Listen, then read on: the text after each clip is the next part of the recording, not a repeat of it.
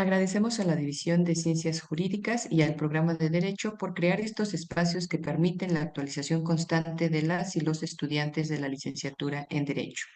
El día de hoy contamos con dos extraordinarios ponentes quienes nos hablarán acerca de lo que tenemos en esta expertise en el ámbito profesional, sobre todo enfocado hacia la utilización de la inteligencia artificial desde el punto de vista jurídico.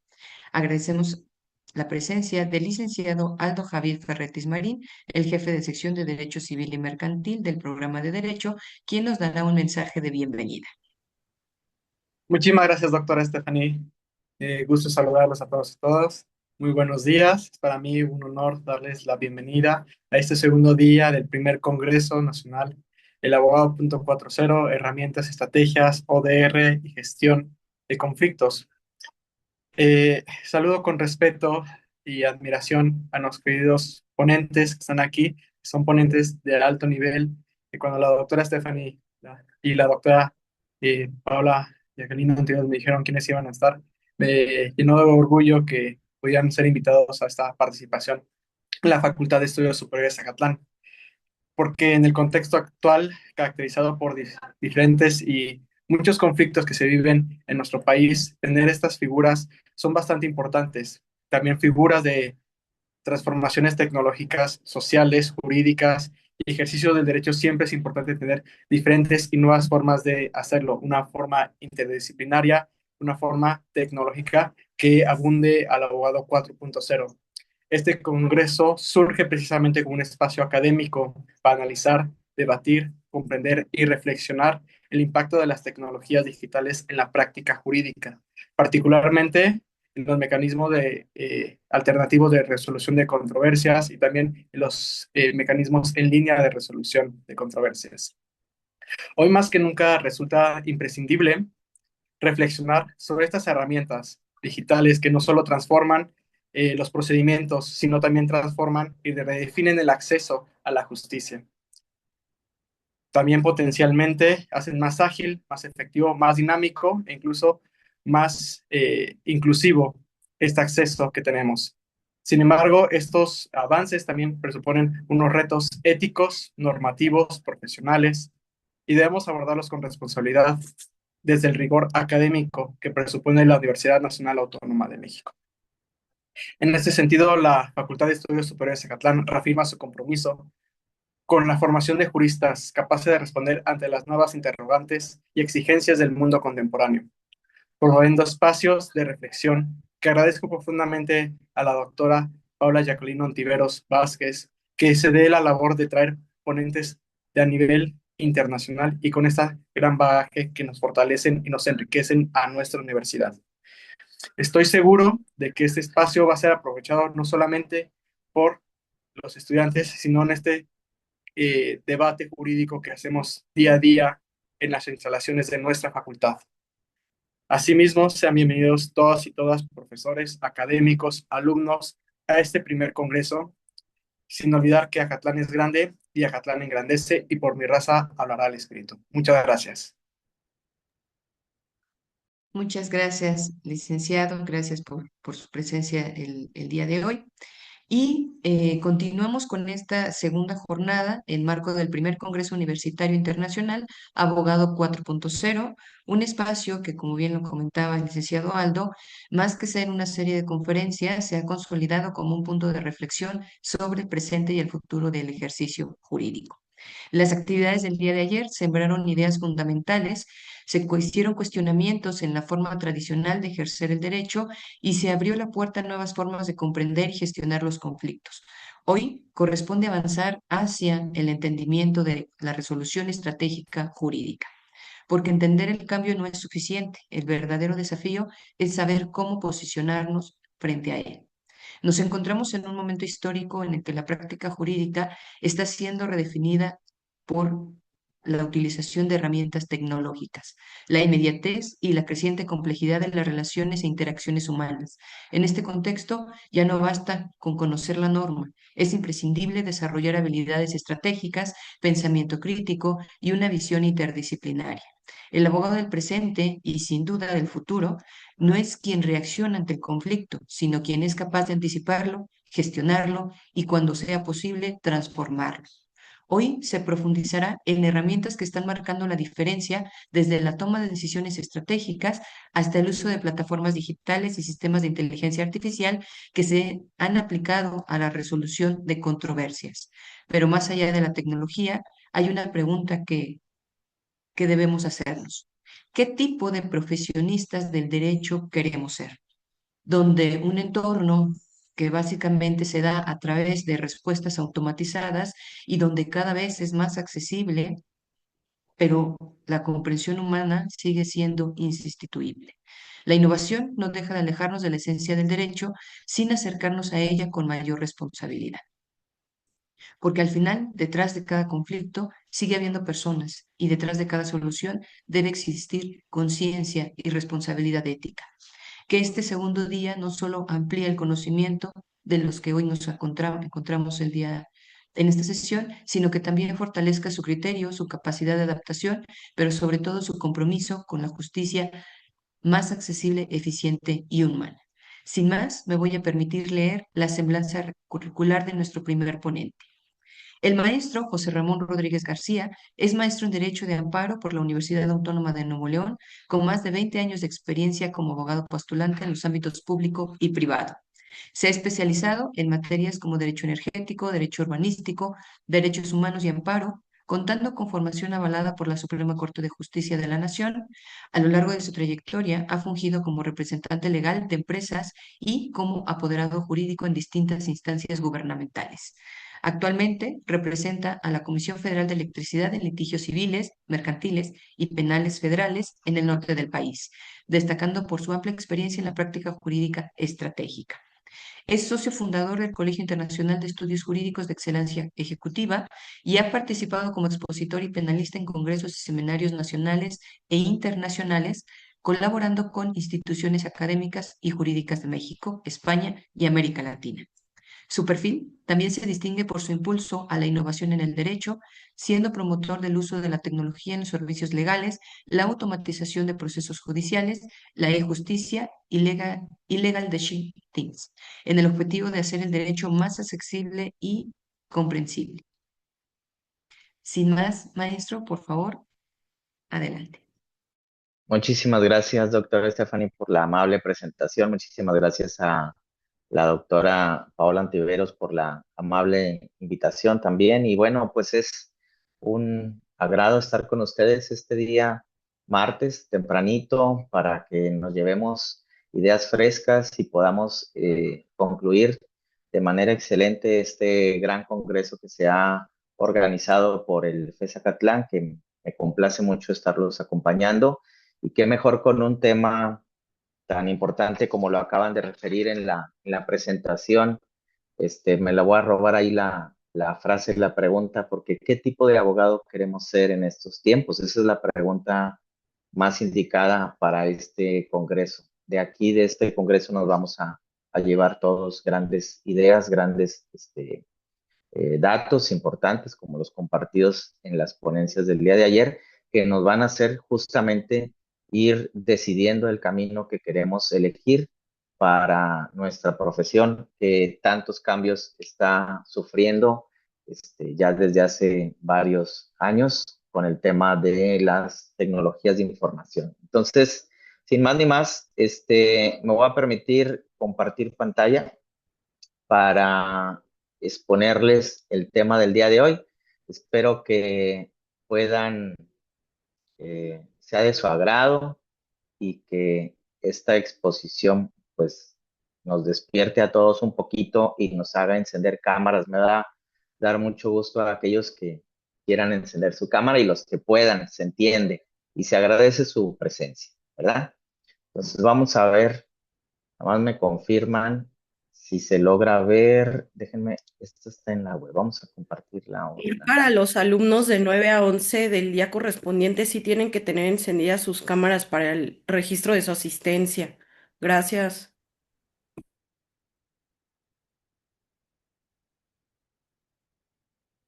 Listo. Me confirman que se pueda ver. Listo, maestro. Sí. Gracias. Bueno, Pues, ¿qué tipo de habilidades? Bueno, yo nombré a esta charla habilidades del abogado litigante en la era de la justicia digital. Son palabras que ya hemos estado escuchando de manera muy frecuente a lo largo de estos años y últimamente sobre justicia digital, este, abogado digital, y bueno, todas estas palabras, ¿cómo las traducimos entonces para la práctica real? ¿Cómo lo visualizamos nosotros ya en la práctica, en el litigio, en lo que los abogados llaman la postulación? ¿Cómo me veo? ¿Cómo eh, visualizo? ¿Cómo es un abogado que litiga ya en tiempos donde hay herramientas digitales que no existían antes, sobre todo para nosotros que tenemos más de 20 años de egresados de la carrera y cómo interactuamos ahora, cómo se gestionan los asuntos de esta manera? Pero, entonces, ¿a qué me refiero? Precisamente a las famosas skills que necesitamos en la era de la justicia digital. Pues, ¿qué es eso, verdad? Pues nada más y nada menos que esas skills que nosotros necesitamos conocer o saber para los abogados en la era digital.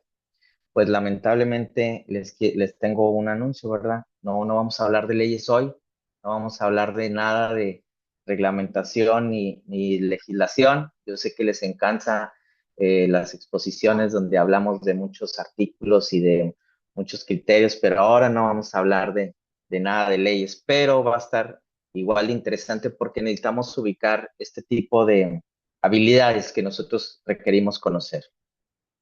Yo las dividí en dos bloques. Tenemos por un lado las habilidades que ya debemos tener y desarrollar durante nuestro desarrollo nuestra desarrollo académico, perdón. Durante nuestro desarrollo académico nosotros debemos ir adquiriendo este tipo de habilidades que son la investigación y análisis. Esa es básica para cualquier abogado. La oratoria y elocuencia se volvió muy importante, sobre todo a raíz de la implementación de los juicios orales.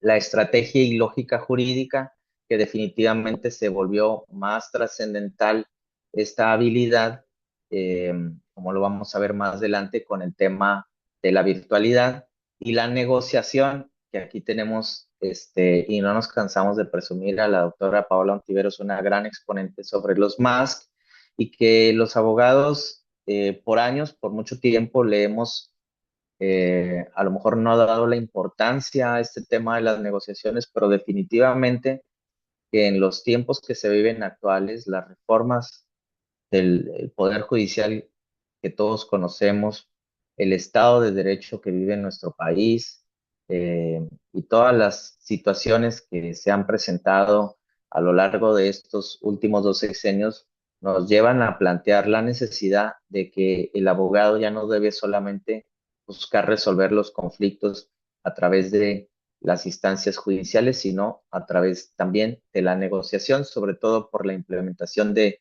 una legislación a nivel nacional, que seguramente ya han tenido conocimiento de ello a través de la doctora Antiveros, que bueno, nos va a hacer obligatoria la mediación y implementarla en nuestros asuntos, ya sea que nos dediquemos al litigio particular o la representación de empresas. Bueno, es muy importante. Algo que ya se tiene muy visto en otras latitudes, digamos, en Estados Unidos es muy común que los asuntos se arreglen antes de llegar a juicio, y en algunos países de Latinoamérica también se estila mucho esto. En México todavía estamos en la implementación de ello. Y por otro lado están este otro tipo de habilidades que más a detalle se las voy a presentar en la siguiente lámina, que son pues definitivamente el conocimiento tecnológico, el llamado Legal Tech, que ayer tuvieron a un gran exponente, el maestro Rodolfo Martínez, que es un amplio conocedor del tema y apasionado sobre toda esta cuestión del Legal Tech. Y si hay alguien a quien hay que acudir para consultar, para tener razón de estas tecnologías. Definitivamente que es él y es un privilegio que haya estado en este congreso. Y bueno, quien estuvo en la ponencia de ayer, definitivamente comentábamos ahí en el chat de los expositores, siempre con datos duros y de mucho utilidad, los compartidos por el maestro Rodolfo. Y bueno, ojalá tengan oportunidad de unirse ahí a su grupo de chat que comparte mucha información y los artículos, todo deja provecho de la información que él comparte. La otra habilidad que nos le toca al abogado en era digital desarrollar precisamente es la gestión de evidencia judicial. Ya se vuelve más común recabar información a través de las plataformas digitales y de las redes sociales. Eh, mm, ya lo explicaré en breve un poquito más a detalle. La ciberseguridad y protección de datos, que esto también ya se vuelve muy un tema de diario y de preocupación en el ámbito específico de México con el tema de la implementación de la cédula biométrica y el registro de los celulares con el CURP, etcétera, ¿verdad? Y bueno, definitivamente algo que no existía hace 20 años y que no era la forma común de que un abogado pudiera publicitarse, pero definitivamente que un abogado que esté egresando de la carrera en estos tiempos y que pretenda ejercer durante los próximos años necesariamente debe desarrollar una habilidad relacionada con el marketing digital. Entonces, por esta razón, yo eh, me refiero a las primeras habilidades eh, catalogándolas como tradicionales, porque de alguna manera o básicas son las habilidades que los abogados debemos de tener eh, de manera mínima para desarrollar nuestra profesión, pero con el ligero cambio de ahora la implementación del uso de las tecnologías. Por ejemplo, en el tema de la investigación y análisis, nuestra capacidad de usar bases de datos legales y las herramientas de análisis que nos brinda ahora las distintas plataformas que ya explicó o nos hizo saber el maestro Rodolfo el día de ayer, definitivamente impactan en nuestra investigación y análisis de los casos que son sometidos para nuestra defensa o para nuestra representación. Sí estábamos muy acostumbrados al uso del papel, al trabajo en campo, pero la mayoría de los asuntos al día de hoy ya requieren que nosotros interactuemos con bases de datos, que interactuemos con el uso de herramientas que nos permitan analizar grandes cantidades de información.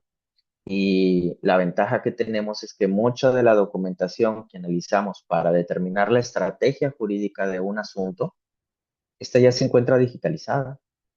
Y más aún cuando los expedientes propiamente ya se encuentran digitalizados en la mayoría de los tribunales de justicia estatales.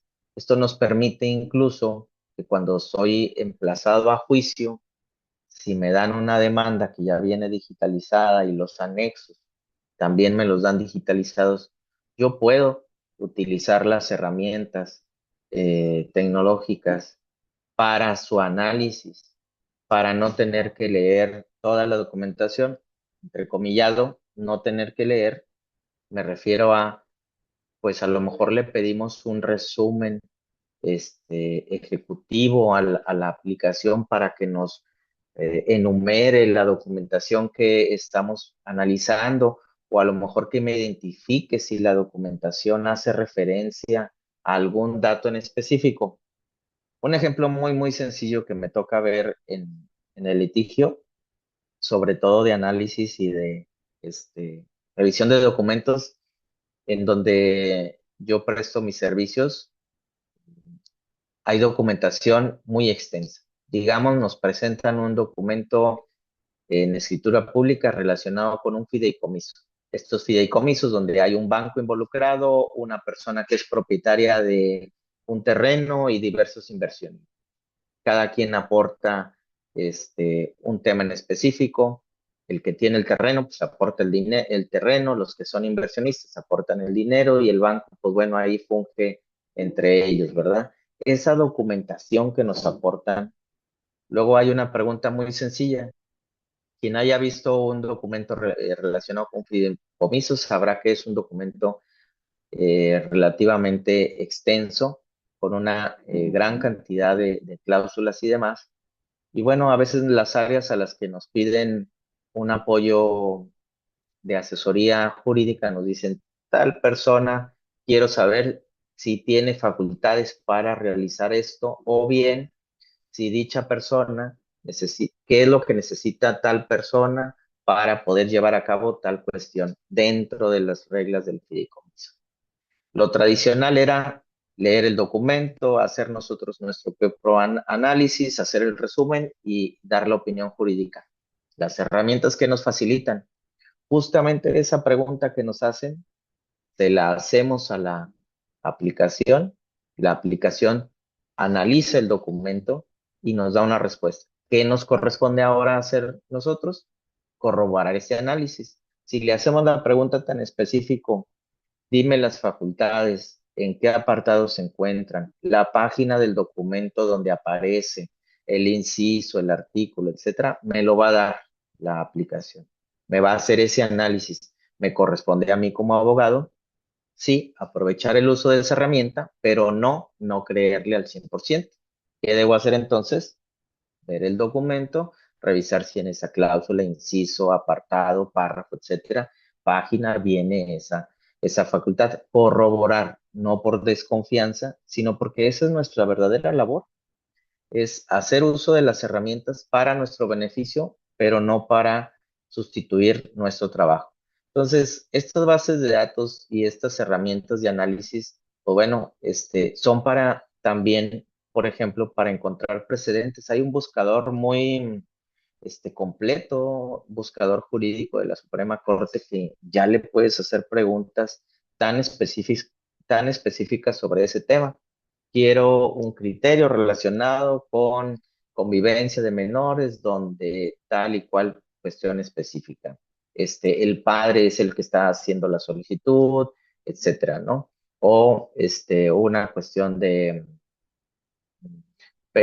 cancelación de pensión alimenticia, donde el, el, el, el acreedor alimentario ya cumplió la mayoría de edad, pero sigue acreditando estudios. Bueno, el buscador ya te da tanto búsqueda de sentencias como búsqueda de criterios que te pueden auxiliar para tú desarrollar tu argumentación. A lo mejor no te encuentras la tesis aislada o el criterio jurisprudencial exacto para tu caso específico y que te dé la razón en el argumento que tú quieres plantear. Probablemente no, pero habrá una sentencia donde hay algún voto particular o habrá alguna resolución donde hay un análisis en específico sobre un tema que a lo mejor no fue la decisión de fondo, pero sí fue un análisis que te puede apoyar para desarrollar un argumento jurídico. De nueva cuenta, el buscador te identifica el dato. Tú eres el que, con tu preparación como abogado, debes arrastrar ese dato para utilizarlo dentro de tu argumentación, ¿verdad? La otra habilidad tradicional que me parece importante y definitivamente trascendental, sobre todo a raíz de los juicios orales, es definitivamente la habilidad que tenemos de hablar y no solamente de hablar, sino de convencer al juzgador en una audiencia. Cuando eran las audiencias, hemos transitado por todo tipo de escenarios. 2012, inicia la reforma en materia mercantil, se implementan los juicios orales, muchos juzgados no tenían la infraestructura ni las herramientas, las audiencias intentaban ser orales, pero como no había todavía las herramientas, pues no se videogrababan, no se tenía el audio, no se tenía el video, el juzgado tenía que cumplir con la obligación del Código de Comercio de hacer una audiencia oral pero era un híbrido porque utilizaban las herramientas que tenían en ese momento. ¿Cuáles herramientas? Pues la máquina de escribir, la computadora, y levantaban un acta donde relacionaban qué decía cada persona. ¿Cómo se llevaba esa dinámica? Pues le terminábamos dictando al juzgado cada frase que decíamos y de manera pausada para que la secretaria la pudiera escribir, y una audiencia pues podía tardarse 4 horas fácilmente para poder apuntar todos los argumentos que se daban en esa audiencia. La transición fue la llegada de la videograbación de las audiencias. Ahora, en esa videograbación de las audiencias, este, se llevaban de manera presencial. Y entonces tú interactuabas con el juez de manera de frente, ¿no? Entonces tú podías advertir la atención que te prestaba el juzgador cuando tú hacías uso de la voz. Ese fue un periodo más o menos de transición, porque posterior a ello llegó el tema de la virtualidad total. Y esta virtualidad nos llevó a este gran reto de desarrollar esa habilidad que ya se tiene de la habilidad tradicional de la oratoria y de la elocuencia, pero ahora, ¿cómo convenzo al juzgador si me está viendo a través de una pantalla? ¿Quién, quién mejor que ustedes que han tomado clases de manera virtual? Y yo he escuchado pues mucho que a algunos les gusta más tener una clase presencial, porque de alguna manera este, tienes como mejor interacción con el catedrático, con el maestro. Pues resulta lo mismo con los juicios. Uno tiende a sentir que pierde la atención del juzgador cuando nos vamos viendo a través de pantallas. Pero bueno, aquí es donde uno tiene que desarrollar esta habilidad de poder persuadir, de poder argumentar de manera eficaz, sobre todo pues en las audiencias virtuales. Uno se va dando cuenta que va hablando y el juzgador a lo mejor ya toma nota y dices, bueno, le dice un argumento, tomó nota, pero hay otras ocasiones en donde tú puedes ver también al juzgador pues que está un tanto distraído, a lo mejor, este, debo decirlo, se da el caso, habrá juzgadores que hacen uso del celular durante alguna audiencia virtual, no son la mayoría, también debo decirlo, pero bueno, ese es un factor también importante que uno tiene que considerar para desarrollar, porque debe generar mantener la atención, como yo trato de mantener la atención también con ustedes dando esta charla. Y definitivamente que el otro factor que debe considerarse, pues, es la distracción. Al estar a través de pantallas, a través de audiencias virtuales, pues tu entorno puede ser distractor, es tanto el externo como el interno. El interno me refiero a tus propios colegas, abogados contrarios o testigos o tu propio cliente que está también en pantalla y lo visualizas y tú dices, bueno, pues ya tengo ahí mi testigo y mi testigo está ahí, todavía en el auto se le ve que trae puesto el cinturón y dices, bueno, pues ya lo agarró la audiencia en el tráfico o a lo mejor ves a tu cliente que está conectado, pero pues le pasa a gente por adelante y por atrás y se ve que está distraído y tú dices, pues yo necesito que ponga atención y bueno, estas también son habilidades que uno tiene que ir desarrollando y definitivamente pues las externas, ¿no? El lugar donde uno se encuentre.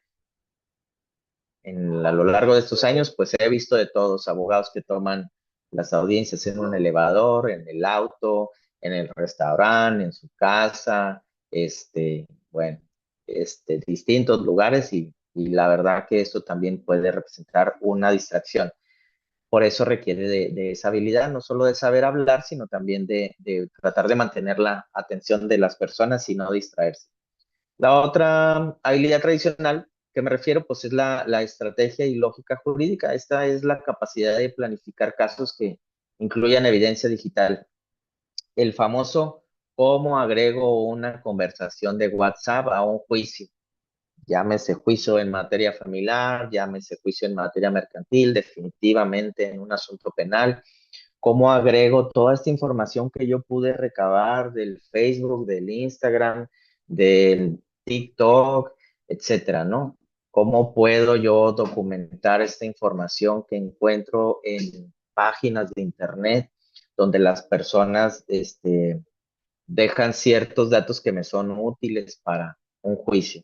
Bueno, la Corte ya ha ido emitiendo ciertos tipos de criterios relacionados con estas herramientas tecnológicas. Ya estaba contemplado desde hace muchos años en una interpretación muy amplia de la codificación, tanto procesal civil como la de mercantil, pues la posibilidad de ofrecer pruebas no solamente las tradicionales, documental, testimonial, confesional, pericial, sino también las que la propia avance de la tecnología nos permitía. En aquellos entonces podía ser un mensaje de fax, un correo electrónico, pero pues nosotros ya trascendimos, ya es todo el material digital que surge a través del uso de 24 horas, los 365 días de nuestro celular. Antes era, bueno, el listado de llamadas que hace. Bueno, ahora es toda la conversación que se pueda extraer de a una aplicación de mensajería, ¿no?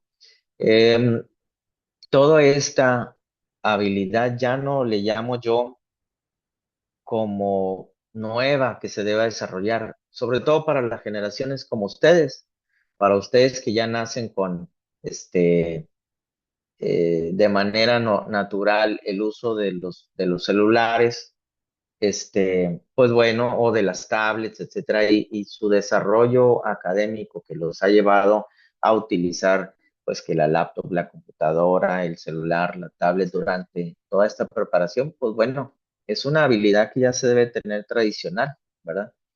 Súmenle pues el uso de las herramientas del Office, el Excel, el Word, el PowerPoint, etcétera, para nuestros asuntos, pues eso ya también ya es ni tradicional, ya sería como clásica o básica.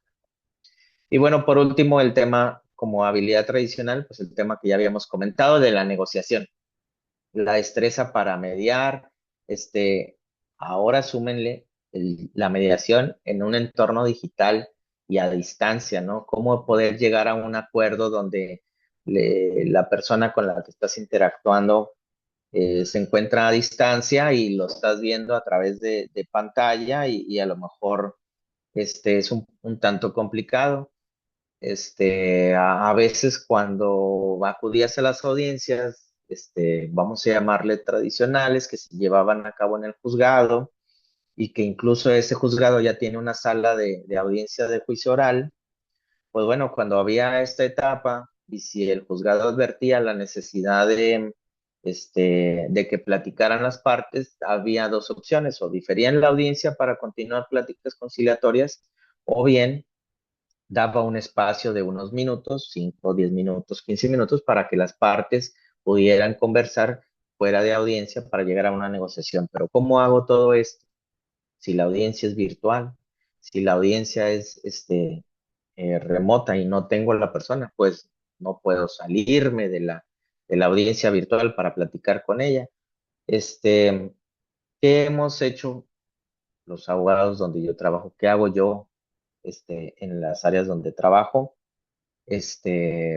Busco verme con las personas por videollamada, por teléfono, previo a las audiencias, cuando la distancia no nos permite vernos de manera presencial y conversar sobre el tema, tratar de llegar a esa etapa del juicio ya con una base de negociación para que esto no represente mayor tiempo de, en la propia audiencia, y podamos conciliar de manera más pronta. Entonces, esta habilidad, pues también de manera básica o tradicional es la que se tiene que tener. Ahora, habilidades que considero yo que corresponden a los abogados ahora, en estos tiempos y que se deberán desarrollar a la par de la finalización de sus estudios junto con la preparación profesional a través de los trabajos que de manera eventual o temporal ya tengan o vayan teniendo previo a su ceremonia de graduación. El dominio del software o el conocimiento tecnológico, el dominio del software para gestión de casos. Eso se ha vuelto cada vez más común.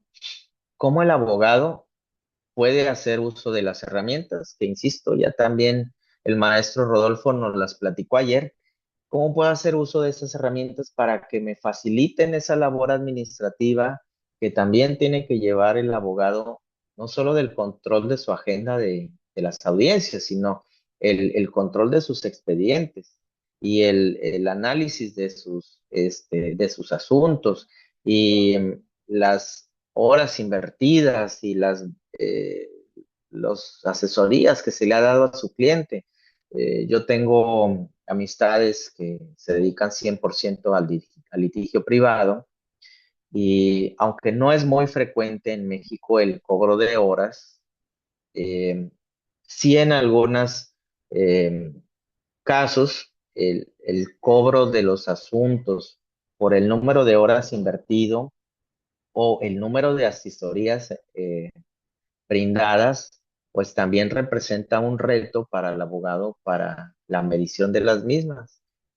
Sobre todo si manejas alto volumen de asuntos y tienes un cliente al que comúnmente le llamamos los abogados aquí en México, pues es que me pagan una iguala, me pagan una cantidad por mes, independientemente del número de asuntos que me pidan para resolver, pero yo con esa iguala, pues bueno, ya hago un estimado de si me pasas 10 asuntos o 20 asuntos o 30 asuntos por mes, o 10 asesorías o 30 asesorías por mes, pues el cobro va a ser el mismo, pero ¿cómo hago la medición de ese trabajo? ¿Cómo hago la relación de si está resultándome beneficioso esa forma de cobrar, si la tengo que aumentar, etcétera? Definitivamente que ahora es necesario el uso de software relacionado con la gestión de, de los expedientes, de los asuntos, donde tú puedes llevar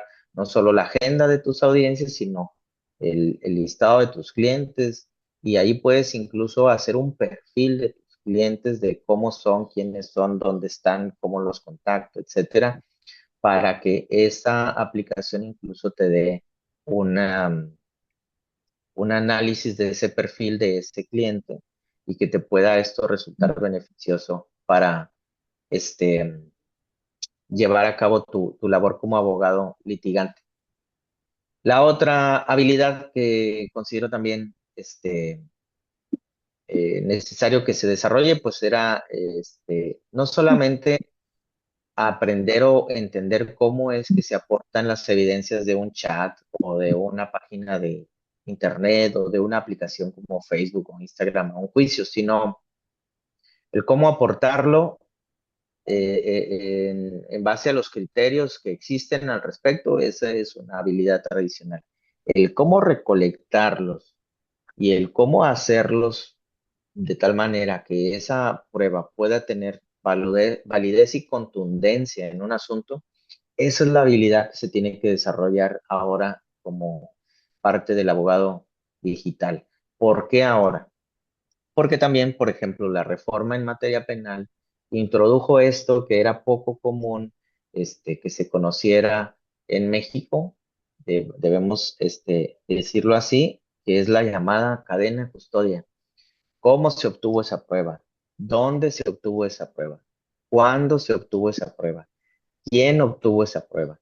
¿Cómo llevo la cadenita de todos esos datos para determinar que esa prueba no ha sido alterada, editada, manipulada, modificada, de tal manera que esa prueba se puede corroborar esa cadena de custodia, y eso permite robustecer la validez y la trascendencia que va a tener esa prueba dentro de los juicios? A lo mejor estaba antes como muy enfocada a la materia penal y decían, bueno, no, si vas a recolectar un arma, bueno, pues hay un protocolo. Si vas a recolectar una muestra de sangre, etcétera, ¿no? Algún elemento de la víctima o del presunto culpable. Bueno, pues ahí tú tienes ya un protocolo. ¿Y cómo aplico esto en la materia familiar, mercantil, civil? De la misma manera. ¿Por qué llevar la cadena custodia al escenario de otras materias y no propiamente la penal? justamente porque muchas de las pruebas que ahora nosotros tenemos la posibilidad de aportar en estos juicios, que no son penales, sino son en otras materias, devienen de una herramienta o de un escenario digital que nos obliga a generar esa cadena custodia.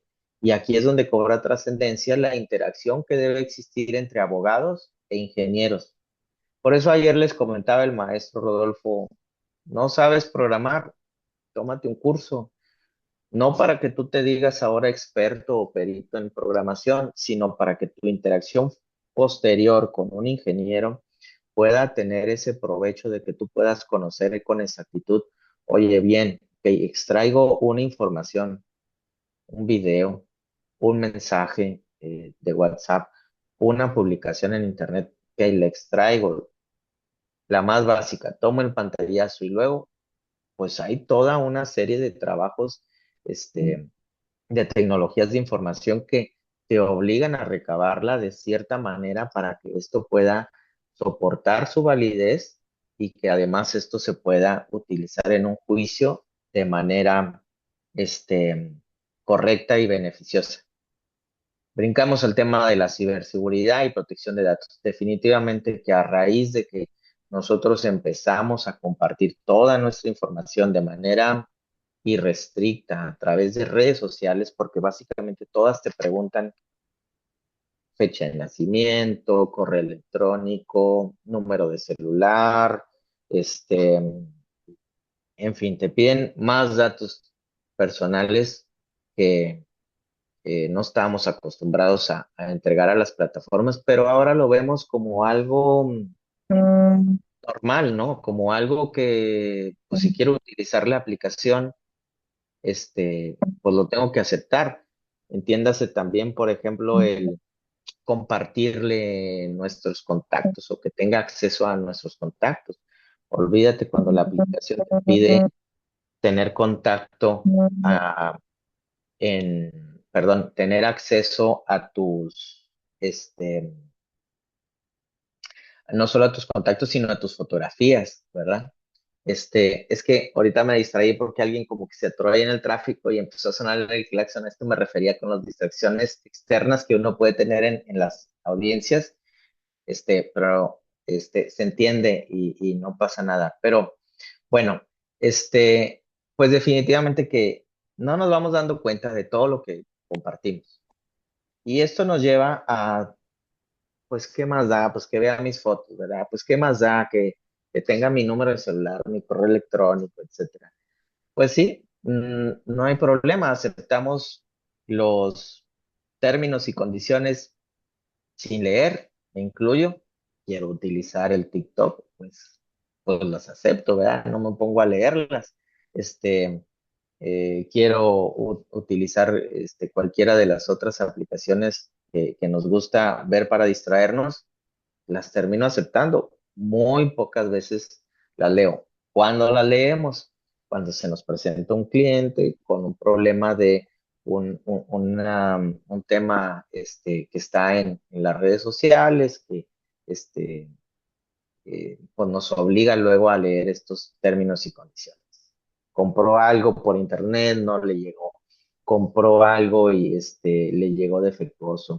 Eh, Alguien está suplantando su identidad. Alguien está haciendo compras con su tarjeta de crédito, débito, etcétera, ¿no? Ahí va uno ya luego acercándose a estos términos y condiciones. Y bueno, definitivamente esta habilidad del marketing digital, no me refiero a que hagamos TikToks bailando y haciendo ahí todos los trends de que están de moda, ¿verdad? Pero sí me refiero a tener la presencia en redes sociales, tener una huella digital, crearse una huella digital como abogado. Y ahí cobra trascendencia la frase o pregunta que hacía la doctora Estefanía al inicio, que decía, bueno, ¿qué tipo de abogado quiero ser? Y hay un abogado fiscalista ahí muy conocido en la red social X, que, pues bueno, él es muy frontal y directo cuando hace sus opiniones y él decía, bueno, si tú quieres tener clientes, y que estos clientes sean de mucho dinero, llevar asuntos que te dejen una cantidad de dinero importante por tus servicios, pues entonces empieza a tener una imagen que vaya acorde con ese tipo de clientes a los que tú quieres llegar. ¿Cómo era antes? Definitivamente nunca va a cambiar, pero la recomendación de boca en boca entre los clientes sobre un abogado en específico, definitivamente que esa forma de marketing nunca se va a acabar y es la mejor, pudiera decirse, o no la mejor, sino como la más sólida. Te recomiendo a tal persona y a veces ya con la simple recomendación ya te contratan y ya tienen una cierta tranquilidad o certeza de que, bueno, viene recomendado por tal persona a la que sí ayudó, a la que sí, y yo mismo soy testigo de que sí le ayudó, entonces ya vengo con el 50% de convencimiento. El otro 50 es ya cuando lo veo en la oficina, platico con él, lo escucho, este, me genera convencimiento, no solamente su forma de hablar, sino el planteamiento que me hace para resolver mi problema. Pero y entonces lo demás, pues bueno, definitivamente que es esta huella digital que uno tiene. Justo lo decían en los panelistas del día de ayer, me siento mal, me voy a Google y le digo, ¿qué me puedo tomar si tengo mareo y no sé cuánto? Y queremos ahí saber si no es cáncer, ¿verdad? Porque luego Google nos dice que todo es cáncer. Pues bueno, las personas cuando tienen un problema también hacen eso. El papá de mi hijo no quiere dar pensión alimenticia, no tiene trabajo fijo y etcétera, y ahí le preguntan al Google qué hacer y cómo presentar una demanda, eh, de pensión alimenticia. Y hay un meme muy conocido ahí, real o ficticio, que dice una persona una persona ahí en un chat, ¿verdad? Pregunta, oigan, ¿dónde se presenta una demanda de alimentos? Y luego en el comentario de abajo contesta el supuesto, la pareja dice, no le digan dónde se presenta, ¿verdad? La realidad es que las personas buscan abogado por Google, hacen búsquedas en Google, y cuando obtienen el nombre de un abogado que les recomiendan, también nos doxean, ¿verdad? También nos buscan ahí en internet a ver dónde está, qué ha hecho y si tiene Instagram, a ver si está libre y qué tipo de fotos sube y si puedo ver las historias y en el Facebook y etcétera, y si sale por ahí en alguna otra red social de buscar parejas y etcétera, ¿no? Si lo buscan, sí lo hacen. Entonces, ¿qué me corresponde hacer? Pues definitivamente generar una imagen, generar este, pues una marca personal. Ustedes ya se lo deben plantear como algo que tienen que ir desarrollando al inicio de su gestión como abogados, litigantes, el encontrar el nicho de clientes a los que se quieren dirigir y entonces no solamente crear contenido, legal en redes sociales, sino focalizarlo al tipo de clientes que ustedes quieren atraer. Dirán, bueno, es que no me van a contratar si yo quiero defender personas en contra del IMSS o del SAT, pues no me van a contratar nada más porque yo diga que soy experto en ese tipo de litigios. Pues no, no te van a contratar por lo que diga tu publicidad, pero sí van a corroborar que la información que tú estés subiendo, pues a lo mejor les resulte beneficiosa. Si tú explicas, bueno, si traes alguna multa de tránsito, puedes hacer esto y esto y esto sin dar el detalle exacto, hacer videos de menos de un minuto, porque también tenemos esa cuestión, ¿verdad? Que ya el nivel de atención para lo que se crea en Internet está muy reducido.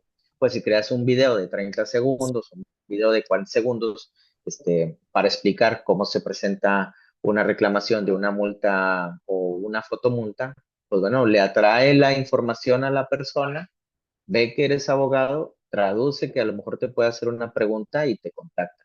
Este, no solo eso, sino también para las personas a las que les llega nuestra recomendación, definitivamente que antes de ir a nuestra oficina, pues van a ir a ver y la mayoría de las personas, pues quiere ver una página de internet mínimo, un correo electrónico institucional o personalizado. A lo mejor no le ponen mucha atención a eso, pero habrá quien sí, dependiendo del tipo de cliente que seas. Y bueno, pues también ubicar a qué se dedican, quiénes son los socios o quiénes son los abogados que integran ese despacho, etcétera, ¿no? Habrá quien lo haga así y habrá quien no lo haga. También hay que reconocerlo, este marketing digital pues es muy específico. Este, pues habrá quien diga, no, pues ya me lo recomendaron, sí, sí lo busqué ahí en Google y listo, ¿no? Este, um, bueno, vámonos, con el siguiente cuestión. Pregunto para ver si nos, espabilamos un poquito. ¿Quién de ustedes ya ha utilizado alguna herramienta digital para organizar sus apuntes, para estudiar derecho, y cómo ha cambiado la forma en que investigan? Dos opciones. Si traen cámara encendida, pueden abrir micrófono. Si quieren escribirlo en el chat para que ahí sus maestros tomen nota de su participación, bienvenida también la interacción en el chat. Si alguien quiere platicar y decirnos. Adelante, Antonio, muchísimas gracias. Cuéntanos. Hola, muy buenos días. Bueno, soy Antonio y la verdad yo uso bastante las herramientas digitales para realizar apuntes o guías de estudio. Muchas veces a mí se me complica mucho tomar apuntes, entonces muchas veces lo que hago simplemente es ir tomando notas en mi tableta. Voy tomando notas como de lo que me creo más importante, los tomo y algunas veces uso una que otra inteligencia artificial para que eso me lo llegue a complementar con información adicional o para que me pueda ayudar a estructurarlo de una manera, pues como más jerarquizado. Y ahorita es lo mismo que estoy haciendo para esta conferencia. Ay, perdón. Muchas gracias, Antonio. Justo, hagan esto, incluso a las aplicaciones, díganle, hazme una serie de tarjetas como preguntas de concurso y dame dos, tres opciones. Ferran Negrete, platícanos. Hola, buenos días. Sí, la verdad, justo que está comentando esto de las tarjetas, yo uso ChatGPT. Con mis apuntes se los doy a Chat y le digo, oye, hazme un examen de tales temas y ya de lo que yo estudio por mi cuenta, ya puedo hacer el examen con ChatGPT y la verdad me ha servido bastante porque es una simulación antes del verdadero examen, ¿no? Te felicito, muchísimas gracias, por el comentario. Pues con este uso de herramientas hay que visualizar, entonces, no solamente nuestra interacción con nuestros clientes, sino la interacción con los juzgados, ¿no? ¿Cómo va a ser estos juicios del futuro? ¿Cómo creemos que se van a ver, y qué papel va a jugar la tecnología en estos escenarios? Nosotros visualizamos pues que ya sea de manera más común la utilización de las herramientas tecnológicas en el propio juicio para el desahogo de las pruebas, para la presentación de evidencia. Todavía no existe muy desarrollado esto, pero definitivamente que depende de nosotros los abogados litigantes quienes debemos impulsar y casi obligar al juzgado a que se permita el uso de las tecnologías, porque también los jueces son de vieja guardia y a veces no le dan mucho uso ni siquiera para compartir pantalla cuando estás en una audiencia a través de videoconferencia, ¿no?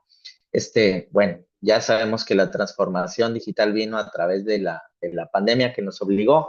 Entonces,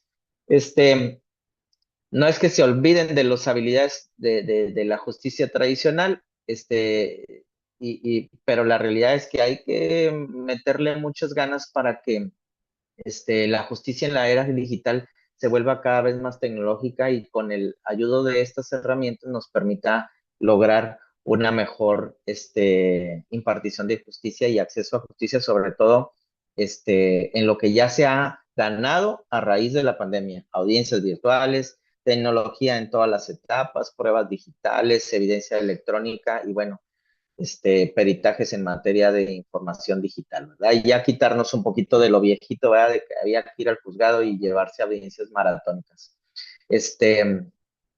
Bueno, ya para cerrar, definitivamente, hay que entender y visualizarnos como que los juicios ya no van a ser, del todo en papel, que ya la mayoría es un tema digital y que, pues bueno, hay que relacionarnos con la terminología relacionada con esto y hay que actualizarnos en los criterios jurisprudenciales sobre el tema de las pruebas digitales. Esto es un gran desafío también junto con el tema de la ciberseguridad, que estoy seguro que para su generación va a ser los litigios de todos los días y a lo mejor para la generación mía eran los pagarés y las pensiones alimenticias, para ustedes van a ser los temas de ciberseguridad, protección de datos, evidencia digital, juicios virtuales va a ser una normalidad. Así que ustedes son la generación de esos abogados y creo que no hay mejor generación que la de ustedes. Bueno, hay que desarrollar todas estas habilidades partiendo de la idea de que ustedes son una generación nativa digital, por así decirlo. No se esperen a graduar, empiecen ahorita a exploren todas las aplicaciones, aunque sean las gratuitas, sean prudentes como abogados, sean prudentes en la interacción con las plataformas, subir PDFs con información reservada de sus clientes, también sean prudentes, ya atiendan la recomendación del maestro Rodolfo el día de ayer, y bueno, no me queda más que agradecerles muchísimo por haberme aguantado estos casi 45, 50 minutos. Espero que les haya servido. Quedo a sus órdenes y muchísimas gracias a todos. Muchas gracias, maestro José Ramón. Yo creo que nos ha dado una muestra de lo importante que es este desarrollo académico, pero sobre todo cómo nos estamos nosotros mismos profesionalizando con estos nuevos retos, ¿no? Nada más remarcaría algunos puntos que justamente nos dejó para revisar, para reflexionar aquellos que nos encontramos en esta parte de preparación en el ámbito jurídico y lo relacionaría con ese ámbito académico tradicional que justamente lo maneja usted y también qué se espera de este ámbito profesional en esta nueva era digital. ¿Qué nos toca a nosotros como abogados llevar a cabo con estos mecanismos y una implementación de trabajo interdisciplinario con esta formación del abogado actual? Dejar claro que existe y que sobre todo nosotros como seres y ciudadanos digitales también hay una huella digital. Entonces, ¿qué tan importante es poder llevar a cabo una transición de esta parte profesional a la parte privada? También yo creo que sería una parte importante y sobre todo nuestra marca personal. Ya ir pensando en aquella distinción como seres, como futuros profesionistas y qué es lo que se debe de implementar para llevar a cabo esta marca personal y distinción propia en ambientes digitales. Muchas gracias, maestro. Y a continuación me voy a permitir leer la semblanza profesional de nuestra segunda ponente del día de hoy, la maestra Noemí Araceli Pérez Sánchez, quien nos honra con su presencia también desde el Ecuador.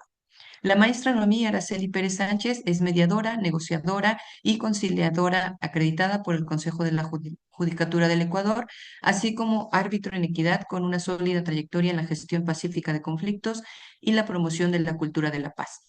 Es CEO fundadora de Adjudicon PIA, firma especializada en asistencia jurídica en disputas y conflictos, y actualmente se desempeña como representante residente en Ecuador de ADR-ODR internacional con sede en Londres, consolidando su proyección en el ámbito global de la resolución de controversias.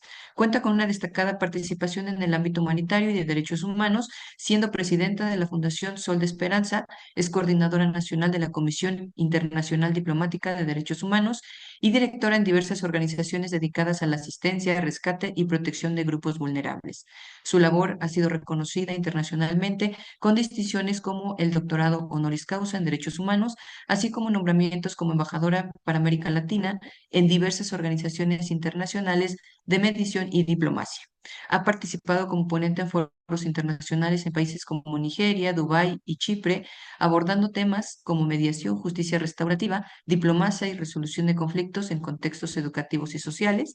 Actualmente cursa la licenciatura en Derecho, complementando su formación con múltiples diplomados internacionales en mediación, negociación, arbitraje, derechos humanos y áreas forenses, lo que refleja su compromiso constante con la profesionalización y la excelencia. Su trayectoria se distingue por una visión integral que combina la práctica jurídica, la mediación, la acción humanitaria, el liderazgo internacional, orientada siempre a la construcción de resoluciones pacíficas, sostenibles y centrada en la dignidad humana. Bienvenida, estimada maestra. Muchas gracias, Stephanie. Me honra muchísimo escuchar todas esas bellas palabras que dice en mi currículum, pero así, a simple secas, como me saben decir siempre, Araceli, para mí es lo mejor que me puedan decir. Y más que todo, igual, José Ramón, muy buena tu charla, tu conferencia deja un poco muy, el enfoque muy amplio de lo que estamos cambiando de lo tradicional a lo digital ahora. Me considero también una persona que estoy aprendiendo a manejar el tema de la era digital. Ahora los niños de esta edad ya vienen con los microchips ya incluidos. Tengo un nieto de 1 año que él ya sabe poner música en su YouTube, en su teléfono, en su tablet y todo lo demás, pero es sorprendente estos pequeños de este mundo. Bueno, he visto todas las conferencias y comparto muchísimo y antes de eso quiero darles igual un breve resumen de lo que yo voy a hablar. Pero ante todo, igual para mí es un honor participar dentro de este congreso universitario, más que todo internacional, compartiendo las reflexiones, las experiencias sobre un tema muy bueno que está transformando profundamente el ejercicio del derecho, el abogado 4.0, que muchas veces hay muchas personas que desconocen sinceramente cuál es el abogado 0.0, cuál es el 3.0, el 2.0 y también las herramientas estratégicas para la resolución de conflictos. Ante todo, igual agradeciendo la invitación de la doctora Paola Tiveros a compartir este espacio con ustedes. Espero no aburrirles. Si es que está aburrida la charla, me interrumpen, me hacen preguntas. Si es que está dentro del panel hacer preguntas en vivo, lo pueden hacer. O directamente Stephanie mediante el chat lo podrá hacer. Sí, permítanme, voy a compartir. Igual estoy manejando una herramienta de inteligencia artificial, digamos, en las presentaciones, entonces si se comete algún error, sabrán disculpar ustedes por el momento.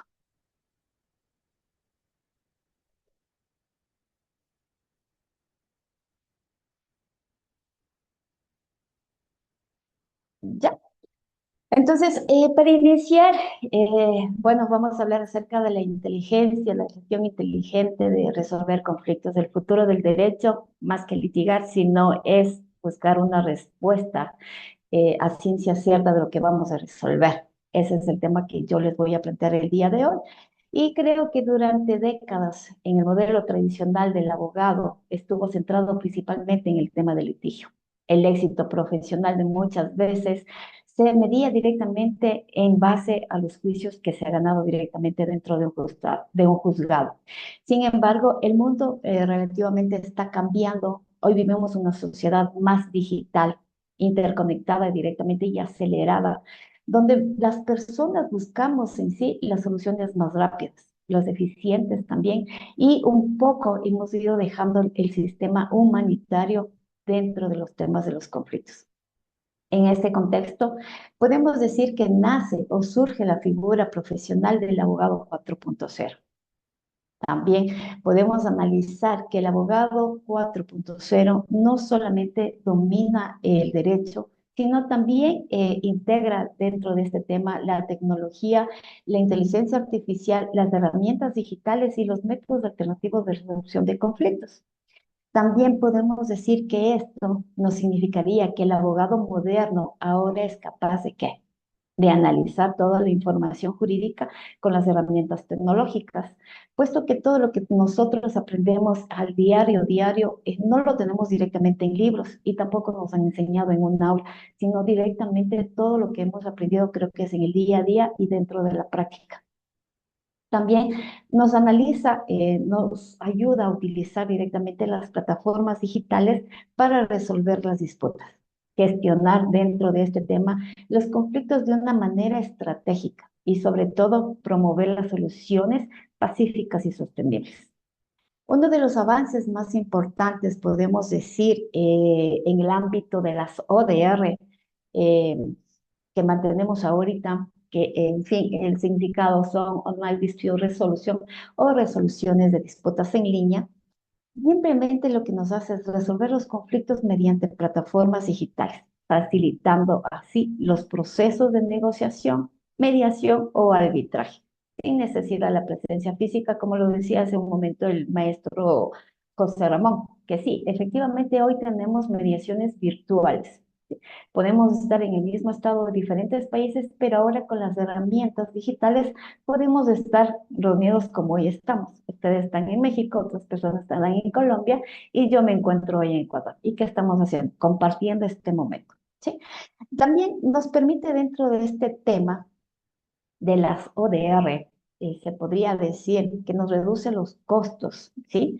Efectivamente, acelera procesos y amplía directamente el acceso a la justicia. Pero la tecnología por sí sola no solamente resuelve los conflictos, también necesitamos la parte humanitaria y humana directamente de nosotros. Entonces es aquí donde entra el verdadero abogado, en donde sabrá combinar directamente la tecnología con la inteligencia, pero no la inteligencia artificial, sino la inteligencia emocional, el pensamiento estratégico y las habilidades de mediación. Las técnicas de mediación que tenemos, la técnica de la escucha activa, tenemos la técnica del parafraseo, tenemos la técnica de la reformulación, que es en sí el tema de abarcar todo lo que el cliente o el usuario, en este caso, quiera él exponer. En mi experiencia como mediadora, le puedo decir que he aprendido detrás de cada conflicto existe una historia humana. También dentro de la tecnología podemos ayudarnos a analizar la información y optimizar procesos, pero con la empatía, la escucha activa que ya lo mencioné hace un momento, y el diálogo que sigue siendo la herramienta esencial para construir acuerdos duraderos. Ok. Sin el preámbulo siguiente, vamos a ver cómo la evolución del abogado, cómo ha ido generándose la evolución del abogado. Y aquí les hago una pregunta a todas las personas que están aquí. ¿Quién me puede decir qué es el abogado 1.0, el abogado 2.0 y el abogado 3.0? El 4.0 ya no lo van a decir porque ya lo acabamos de mencionar, pero sí me gustaría conocer de ustedes, si ustedes tienen un conocimiento o tienen una idea de qué es el abogado, el 1.0, el 2.0, el 3.0. No sé si Steffi les puedes habilitar el micrófono a quien lo pueda responder de esta manera para ir haciendo un poco más dinámica la charla.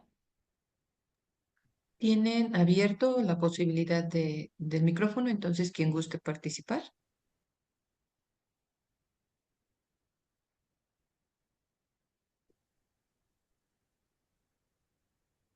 Bueno, este es un O tema la que... otra maestra es que no lo conocemos. ya, ok, sí, Antonio, justamente eso le iba a decir. Sí, nos van a clasificar a nosotras como las abogadas 1.0, ya me preocupó. Ahí está Antonio. Gracias, Antonio, por siempre participar, me da mucho gusto. Hola, buenos días. Yo, bueno, en lo que sé, el abogado punto cero consiste en el abogado como tradicional, en el que pues practica el litigio de manera papel, como se llegaba a hacer antes.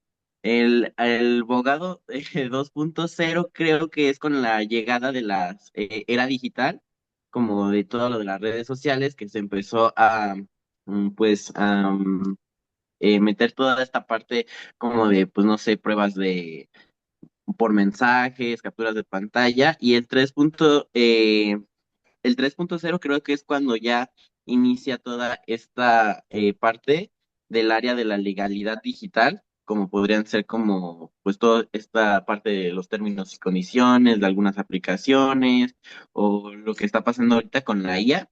Bueno, yo creo que eso es lo que tengo en mente o entendido hasta ahorita en mis conocimientos. Muchas gracias, Antonio. Sí, tienes un 70% de razón. Así que, doctora Paola, por favor, un punto para Antonio. Bueno, la evolución del abogado lo que nos hace es, nos permite entender hacia dónde vamos a ir, ¿sí? Lo primero que debemos entender es de dónde venimos. Ahorita con el abogado 4.0 tenemos que hacer una retrohistoria hacia atrás, saber de dónde venimos nosotros. Ahora, con el manejo de tantas herramientas digitales y todo lo demás, tenemos fácil las cosas. Pero efectivamente el abogado ha ido evolucionando mediante las distintas etapas. El abogado 1.0 es el abogado centrado en la norma, es el profesional técnico, el formalista, el enfocado en la ley, prácticamente como lo diría amorosamente el abogado Cuadrado. El abogado que decía, esto es, esto es, esto es, el que se rige directamente a la doctrina, el que practica directamente el tema de la historia romana, de todos los ámbitos clasistas anteriores. Ese es el abogado 0.0, el profesional técnico, el formalista. El abogado 2.0 es el litigante clásico. Aquí el conflicto se convierte en el centro y en el eje de su profesión. Es el éxito que le daba o con el que se le medía directamente sus juicios ganados. Es decir, aquí yo no llego a conciliar, aquí yo llego es a pelear. Entonces, ¿cómo se le conoce? Como el abogado litigante, efectivamente. Después viene el abogado 3.0, en donde vamos incorporando poco a poco las herramientas básicas, como ya fue un correo electrónico, un mensaje de texto, una videollamada o la llamada tripartita, la conferencia de llamada y sobre todo la base de datos jurídicos, ¿sí? Pero hoy hablamos directamente del abogado 4.0. ¿Qué es lo que me dice? En primer lugar, lo que me dice es el profesional del derecho que combina todos los conocimientos jurídicos y las competencias tecnológicas y las habilidades estratégicas en resolver los conflictos. También nos podemos decir que las características principales es del dominio de las herramientas digitales, la capacidad de análisis de datos jurídicos, el uso de la inteligencia artificial en la investigación legal, gestión estratégica de los conflictos y el conocimiento de plataformas de resolución de conflictos, online dispute resolution, lo que hemos venido hablando poco a poco. Dentro de este tema podemos enfocarnos que, como les había mencionado, es nuevo para mí esta aplicación, así que vamos cometiendo un poquito de errores. Dentro del nuevo paradigma, podemos decir que tradicionalmente el ejercicio del derecho ha ido orientado directamente en la reacción. El abogado interviene cuando el conflicto ya es escalado, cuando las partes están enfrentadas, cuando ya la relación se encuentra deteriorada. Ahí es donde ahí entra directamente el abogado a tratar de solucionar este conflicto, ¿sí? También podemos decir que el abogado no se limita a aplicar las normas, sino interpreta el contexto y las conductas y las gestiona directamente en base a sus intereses. El abogado deja de ser un actor reactivo y se convierte en el profesional estratégico, capaz de anticipar el conflicto, comprometer las causas profundas y diseñar soluciones antes que éstas escalen. Esto implica también que directamente el ejercicio del derecho ya no se reduce directamente al ámbito judicial, sino se extiende a todos los espacios donde existen relaciones humanas. Entre esas tenemos la familia, la empresa, la comunidad y el entorno digital. En consecuencia, ¿qué podemos decir en el siglo XXI? Que solamente no es un litigante, sino también es el verdadero gestor de conflictos.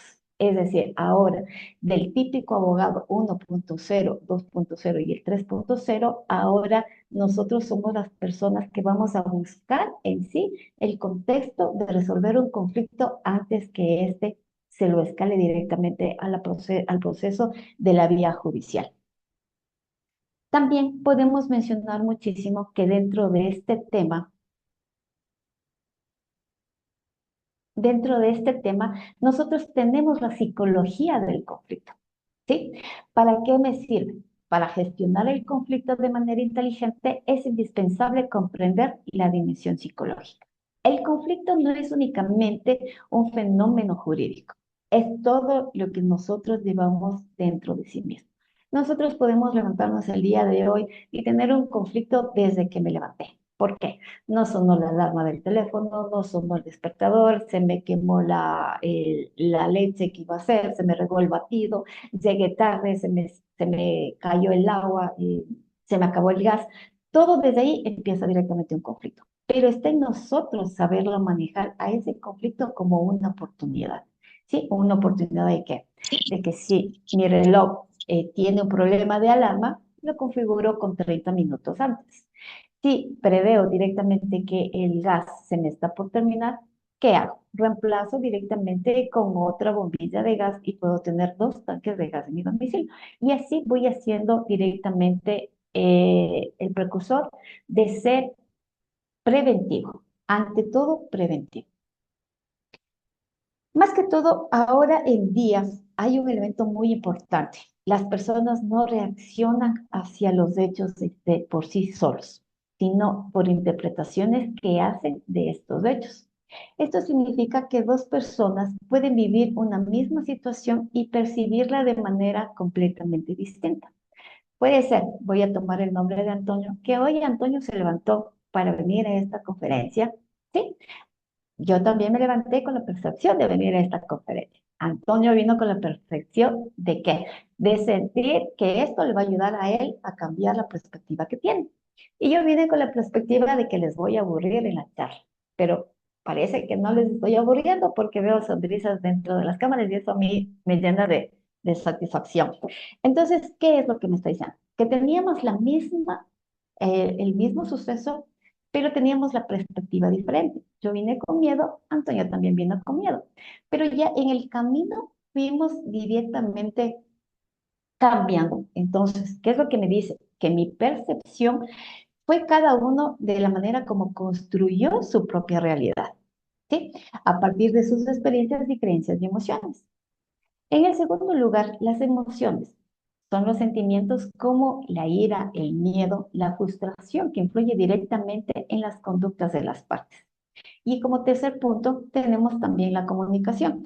Muchos conflictos no surgen porque esto fue lo que ocurrió, sino porque no se comunicó a tiempo o fue sobre todo mal interpretado. Desde ahí surge el conflicto. Y esa es la parte que nosotros debemos aprender a discernir. ¿Desde dónde nace el conflicto?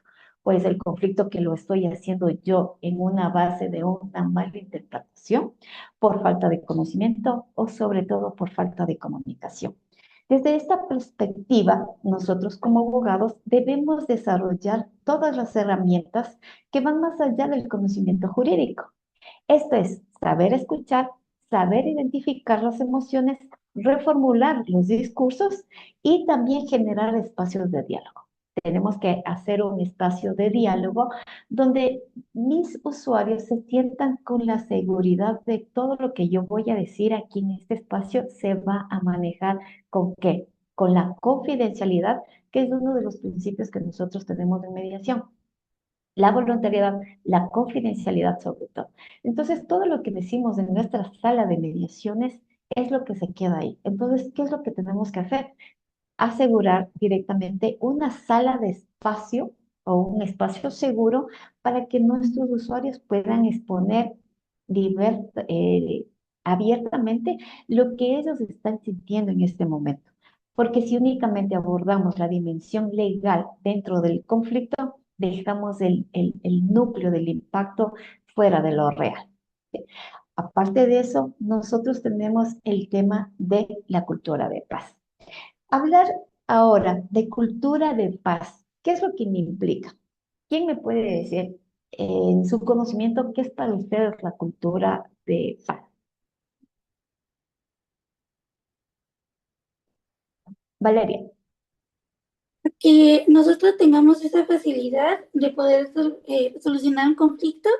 Y me acuerdo que la profesora Antiveros en una conferencia también estaba hablando de la cultura de creencias, que va también ligada a la cultura de paz, porque a raíz de lo que nosotros nos inculcan desde pequeños en el hogar, es la manera en la que nosotros vamos a percibir cómo solventar la solución a un conflicto.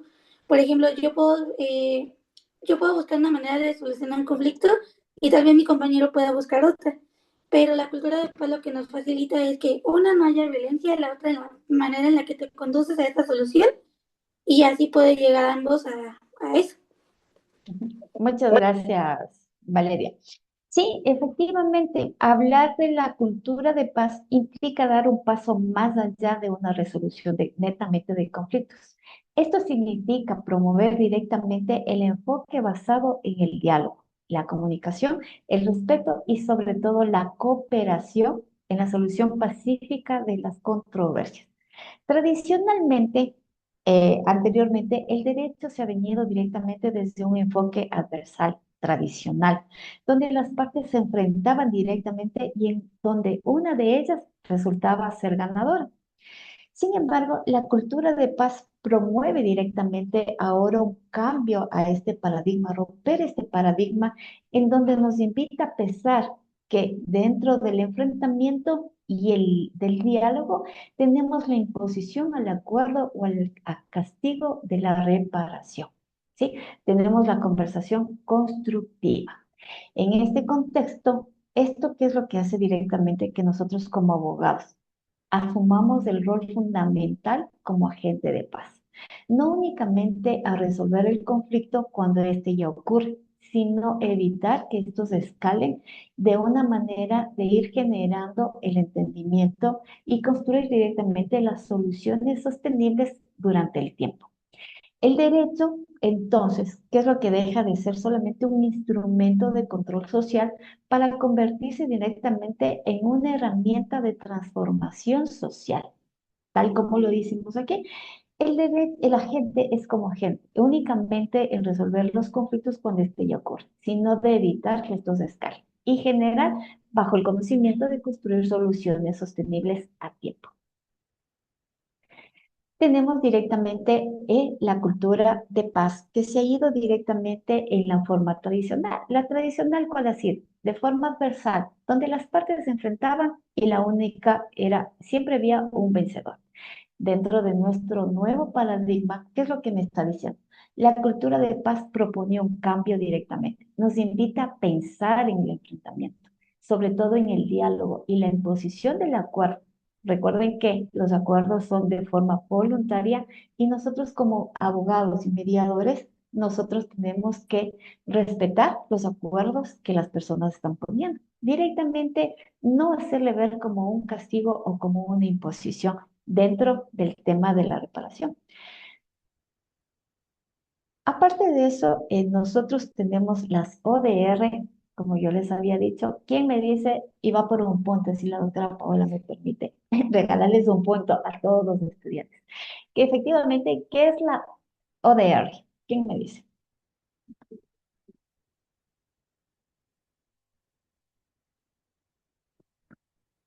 Antonio. Ya vamos a tener a Antonio exento si sigue por Bueno, según yo sé que es como, bueno, son las siglas en inglés de resolución de disputa como online, lo que yo sé, o no sé si me estoy equivocando, que son como mecanismos que se usan para resolver conflictos a través de plataformas digitales. Ya, ok, muy bien. ¿Entendís? Hola, buen día con todos. Sí, las siglas significan Online Dispute Resolution. Ya, ok, muy bien, Denise. Sí, efectivamente, ODR significa Online Dispute Resolution o las resoluciones de conflictos en línea. ¿Qué es lo que me hace directamente? En este escenario, la tecnología juega un papel clave a través de los sistemas de resolución de conflictos en línea, conocidos directamente como las ODR. Las ODR en sí, ¿qué es lo que me permite gestionar? Mediante plataformas digitales, eliminando directamente la barrera geográfica, tal como estamos en este momento. Nosotros tenemos ahorita eh, un salto o un límite directamente que estamos en varios países, en varios continentes, pero ¿qué es lo que nos permite la aplicación de Zoom, la plataforma de Zoom? mantenernos reunidos en esta reunión, en este día. Entonces, ¿qué es lo que estamos haciendo? Estamos rompiendo y eliminando directamente la barrera geográfica. También el cambio de horario, aquí ya es, si estoy mal, ya son las 12, a ustedes allá son las 11. En otros países ya estarán con 3, 4 horas de diferencia. ¿Qué es lo que rompe? El horario, el idioma, muchas veces ahora con el traductor que ya tenemos en línea, ¿qué es lo que nos hace? También nos beneficia muchísimo el tema del lenguaje que nos permite entendernos directamente en todos los idiomas. Entonces, ¿qué es lo que vamos a decir? Que dentro de las ODR encontramos mecanismos como la negociación digital, la mediación virtual, que hoy en día lo estamos haciendo, y el arbitraje en línea. Sin embargo, es importante comprender que las ODR no sustituye al abogado, ¿sí? Sino que defiende y refine directamente el rol del abogado como tiene. Igual como lo habíamos planteado desde hace un momento, directamente lo hace comprender que las ODR es un facilitador estratégico que adapta directamente dentro del entorno digital. Además, podemos decir que dentro de la virtualidad no elimina la dimensión humana, ¿sí? Nunca vamos a decir que la inteligencia artificial va a sustituir lo que yo emocionalmente estoy sintiendo en este momento, ¿sí? Yo puedo sentir emoción de alegría, la emoción de miedo, la emoción de tristeza de no estar en este momento compartiendo de forma presencial con ustedes, pero ¿qué es lo que me permite a mí? Irme adaptando directamente a estos cambios, a la virtualidad, ¿sí? Como ya lo había mencionado hace un momento, no elimina la dimensión humana. Las emociones y las percepciones y las tensiones siguen presentes, aunque no se manifiesten de manera tradicional o ahora directamente se las exprese de diferente manera, ¿sí? Para ello, podemos decir que el abogado 4.0, que así lo estamos mencionando, debe desarrollar las competencias para gestionar los conflictos, también dentro del entorno digital. Interpretar el lenguaje escrito, el verbal y el no verbal, el que tenemos en este momento. Yo puedo ver que hay personas que están con las cámaras prendidas y, y también a mí me da la percepción de que sí, efectivamente están atendiendo. Ya no tenemos, como lo decía el maestro José Ramón, el tema de las interrupciones o directamente de las distracciones que tenemos, ¿sí? Por ahí pasó una persona, por ahí pasó otra persona, se prendió el micrófono de otra persona y esos son pequeños distractores que a nosotros en su momento nos hace cometer, por más pequeño que sea, un error. Y de ese error podemos llevar a una consecuencia directamente de que la conexión con las otras personas se termine o se bloquee. Es lo mismo que nos pasa en una mediación. Si yo no tengo directamente el contacto visual con mis usuarios, yo pierdo el interés o ellos pierden en mí el interés de lo que yo estoy hablando. ¿Sí? Por eso es que nosotros tenemos que tener la primera, el contacto visual, el lenguaje corporal, el cómo me muevo, el cómo directamente expreso, el cómo yo hago mis gestos directamente para que la persona me pueda entender. ¿Sí? Para ello directamente tenemos ya otras herramientas con las que nosotros vamos trabajando. Ahí viene ya enfocado directamente las técnicas, los métodos alternativos. También tenemos ¿cómo se podría decir esta parte? Los episodios que nosotros vamos a ir desarrollando dentro del técnica, las habilidades. ¿Qué es lo que tiene que hacer un mediador o un abogado? Generar el ambiente práctico, el ambiente seguro. Aparte de eso, no tiene que interrumpir cuando ya la otra persona esté hablando, sino simplemente reformular lo que la persona está expresando. Después de ello, ¿qué se tiene que decir? ¿Cómo se sintió la otra persona? Porque yo al momento que yo estoy expresando mis emociones, estoy dejando una puerta abierta para que la otra persona sienta lo que yo estoy sintiendo. Estoy diciendo que la otra persona se venga y se ponga en mi lugar. sienta lo que yo sentí. Entonces, ¿qué es lo que hace directamente el mediador? Puede realizar en ese momento una entrevista o una pregunta que diga, ahora dime tú cómo te sientes después de haber expresado tus sentimientos. ¿Qué es lo que vamos a recibir a cambio de una respuesta? Ah, sí, ¿sabes qué? Me siento relajado, me siento seguro, me siento tranquilo, sobre todo para poder explorar lo que yo tenía que venir a decir en esta sala de juicios. Y muchas veces los jueces son tan extremos que ahora aún se sigue manejando en las salas presenciales que solamente el abogado es la persona que debe de intervenir. Muchas veces el abogado busca los intereses de nosotros y hace que el juez sienta lo que nosotros sentimos, pero no muchas veces nos deja a nosotros expresarnos dentro de una sala, porque de a mi manera yo puedo hacer entender al señor juez que sí, efectivamente, qué es lo que yo estoy sintiendo, qué es lo que yo quiero. En una fijación de pensiones, sí, yo no quiero que el padre de mi hijo sea un proveedor de dinero. Yo quiero que el padre de mi hijo sea un padre presente, no proveedor únicamente. Entonces, esa es la parte que muchas veces los jueces no nos llegan a comprender.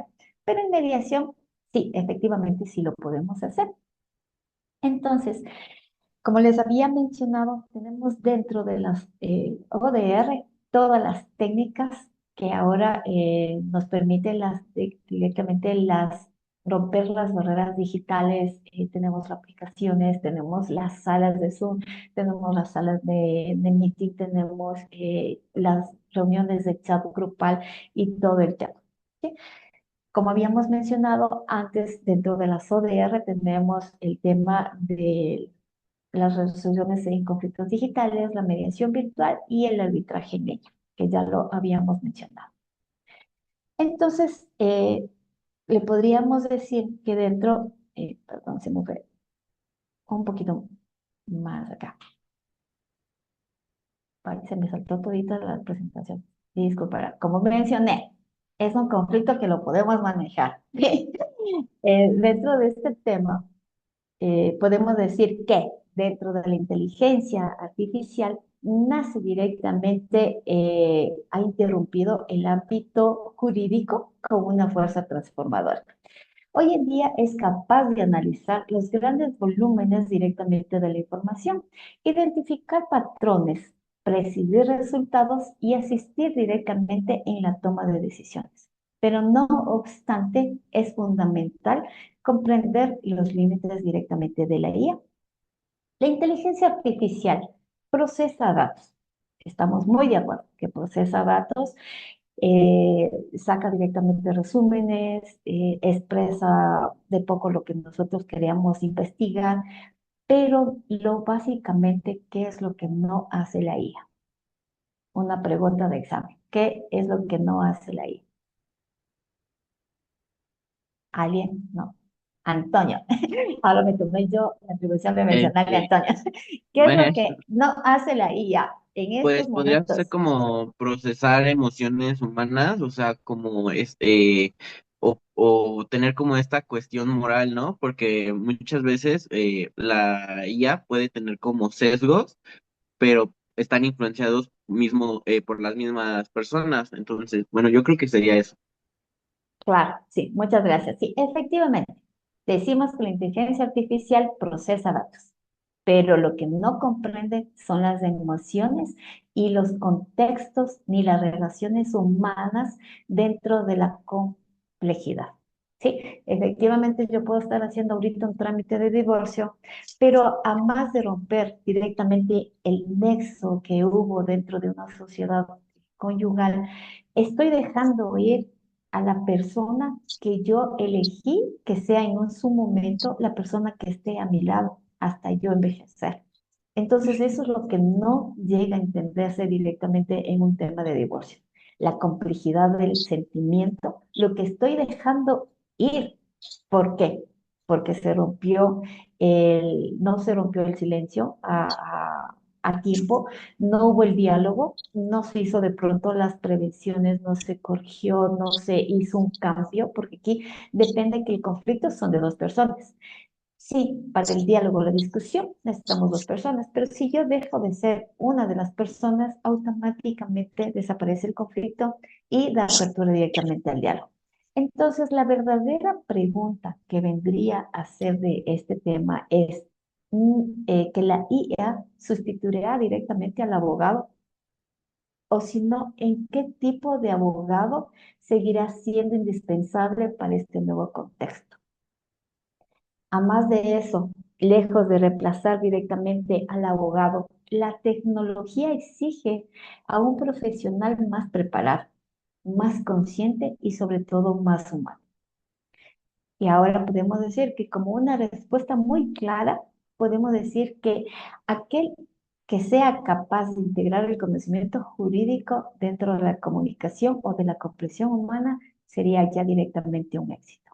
Dentro de este tema, al momento que nosotros tenemos los límites fundamentales que yo les había mencionado, no comprende emociones humanas, la IA no comprende, no entiende los contextos sociales y complejos que estamos viviendo hoy en día, no procesa directamente las relaciones humanas a profundidad, no siente lo que yo estoy sintiendo, procesa datos, pero no experiencias. Yo puedo decir que yo hoy estoy viviendo una experiencia súper bonita de estar compartiendo con todos ustedes, conocerles directamente, pero la IA no me va a decir, Araceli Pérez el día de hoy estuvo en el Congreso Internacional Académico de la Universidad y sintió esto, sino simplemente va a decir, Araceli Pérez expuso sobre el manejo de la cultura de paz y la resolución de conflictos en línea y lanzarnos directamente el chat de lo que se habló.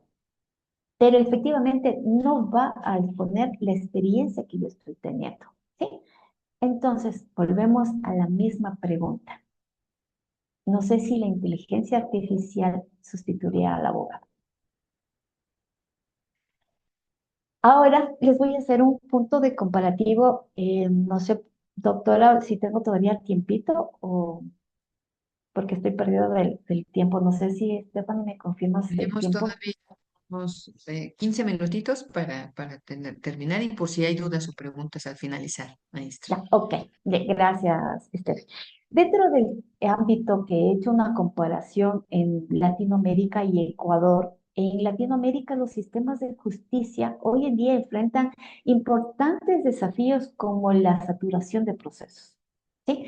Hoy dentro de los juzgados tenemos, como aquí en Ecuador, no tenemos la mediación como primer punto antes de irnos a un conflicto. Directamente, primero surge el conflicto, nos vamos a juicio y de ahí se debe llevar mediación. Es totalmente diferente a lo que ya existe en otros estados, como en México, primero la mediación es el primer punto de obligatoriedad antes de irnos a un proceso judicial. En cambio, aquí en Ecuador no tenemos ese sistema todavía.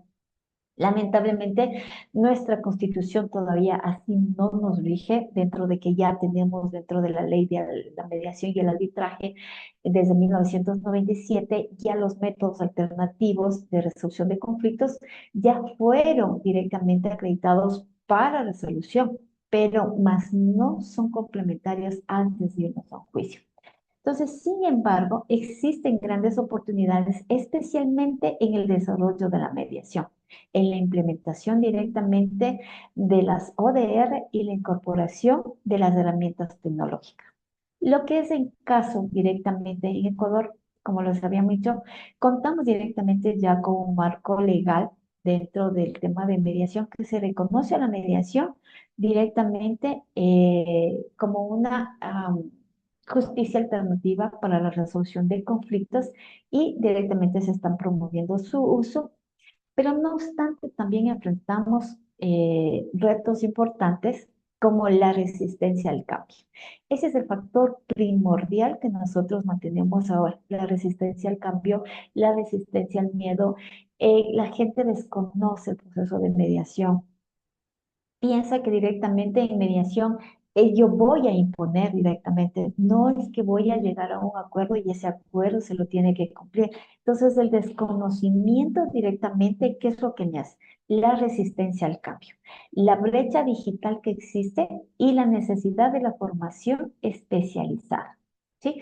Dentro de este tema, ¿cuáles son los retos a superar? La resistencia al cambio, la brecha digital que mantenemos en este momento y la necesidad de formación especializada.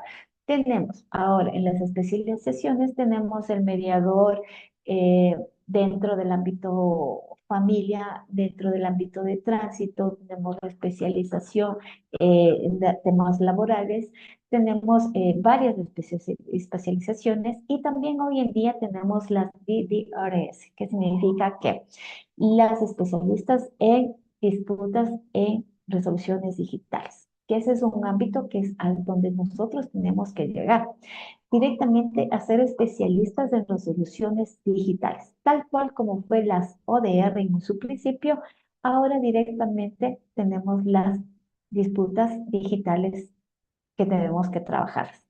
Dentro de este proceso también tenemos el tema de los desafíos que viene sí en la transformación también que implica el ético y el profesional.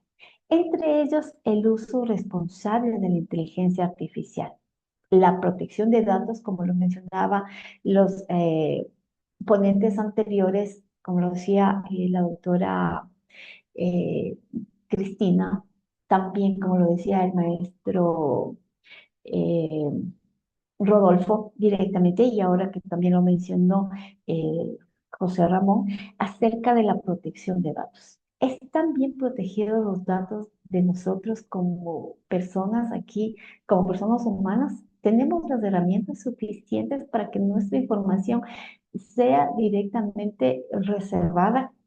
Hay muchos casos que no.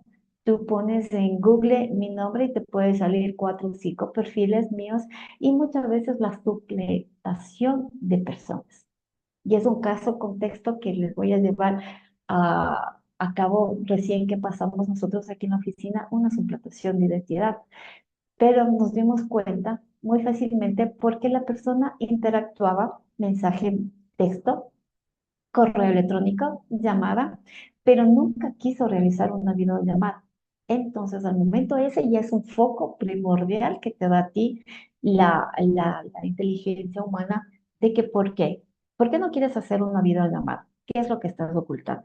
Ah, sí, es que yo quiero protegerme de mi imagen. No, no quiere proteger su imagen. Es una posible estafa, es una posible suplantación de identidad, es alguien que no está consciente de lo que está haciendo, entonces eso directamente es la protección de datos personales.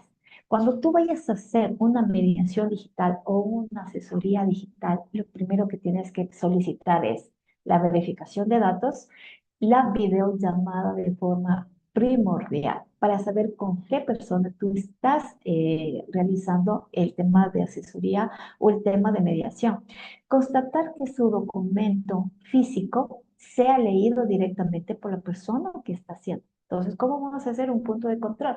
La persona tendrá que indicar tu pantalla, la cédula de identidad o el DNI o el pasaporte y mencionar los datos que constan directamente en el documento.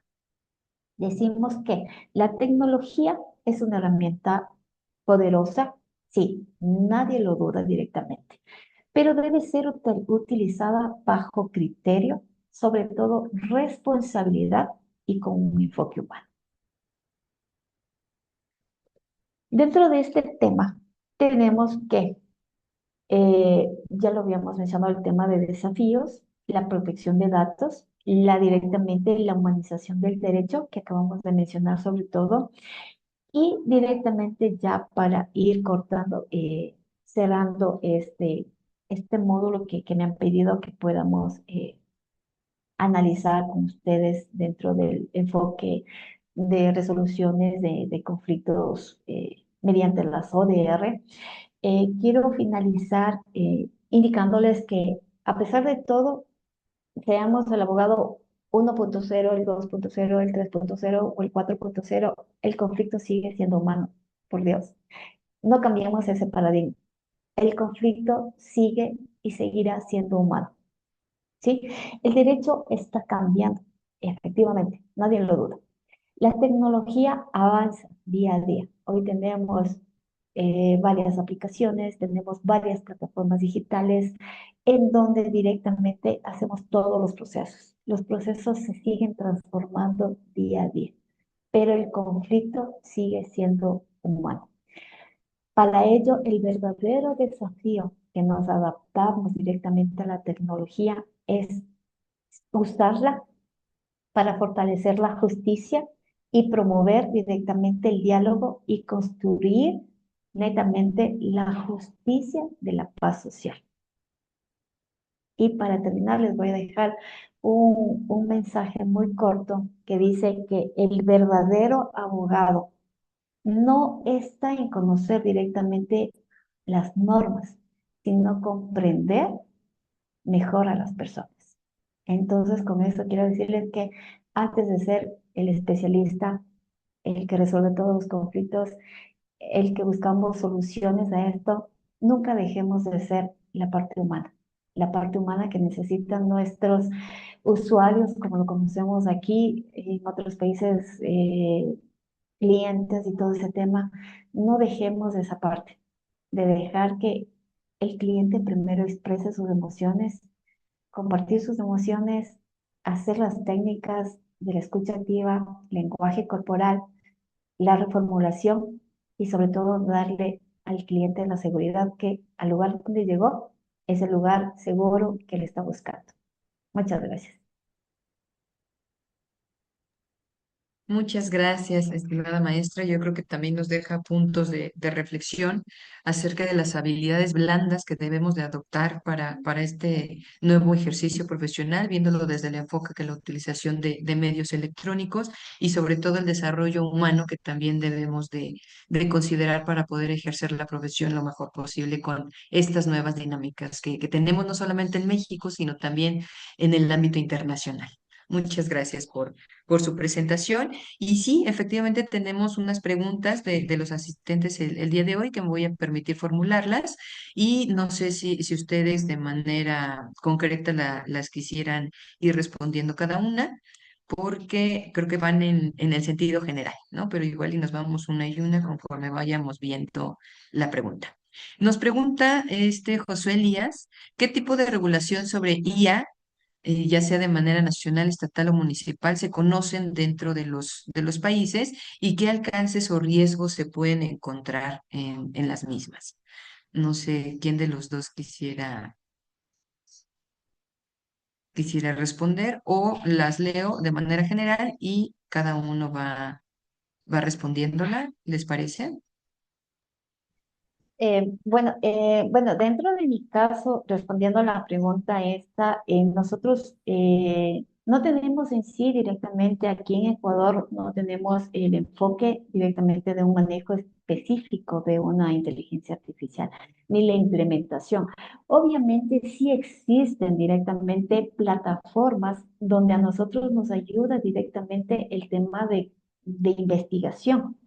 Sí, como lo habíamos mencionado hace tiempo atrás, directamente la IA todavía no sube toda la información correcta. Por eso es que nosotros no debemos directamente eh, confiar tanto en la respuesta de la consulta que nosotros le estamos haciendo a la IA, porque también comete errores, tiene errores. ¿Y de qué tal si de uno de esos errores yo hago un copy-paste directamente a lo que yo investigué? ¿Ya? Y no estoy dentro de una normativa. ¿Qué puedo provocar?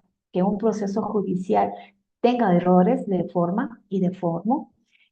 También puedo perjudicarle a mi cliente en tiempo porque va a ser que yo suba una demanda tal cual lo copié directamente de inteligencia y esta no está dentro de la normativa. Puedo haber sacado normativa de otro país y ese no esté realmente relacionado con Ecuador. Puedo provocar que el juez me archive la causa, pierdo oportunidad con mi cliente, dejo de lado la experiencia con mi cliente y aparte sobre todo el desgaste emocional. Nuevamente volver a decirle al cliente, ¿sabe qué? Me equivoqué. El juez me archivó la causa por esto, por esto. Por eso, antes de llenar directamente el tema de estos, lo principal es investigar también sobre libros que ya tienen escrito directamente las normativas en base a los países.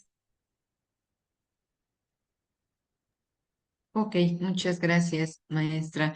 Y también, bueno, quisiera abonar que de manera general, sobre todo en la comunidad europea, ha tratado de regular en sentido de cómo se utilizan las plataformas digitales y tiene justamente una ley para el tratamiento de inteligencia artificial, que yo creo que es una de las primogenias que se tiene al menos en el reconocimiento ya en el ámbito jurídico, ¿no? También nos pregunta esta Valeria, ¿cuáles serían los desafíos ante la mediación digital y cómo se resolvería? Si nos quisiera apoyar con esa pregunta, maestra Araceli. Bueno, dentro del tema del el ámbito de la mediación digital, lo que nosotros tenemos que decir y que yo igual sí creo que lo había mencionado o lo vuelvo a mencionar, son factores y parámetros que nosotros estamos usando. La primera, tener una plataforma segura, ¿sí? Que puede ser una plataforma como Zoom, grabas tú directamente la charla.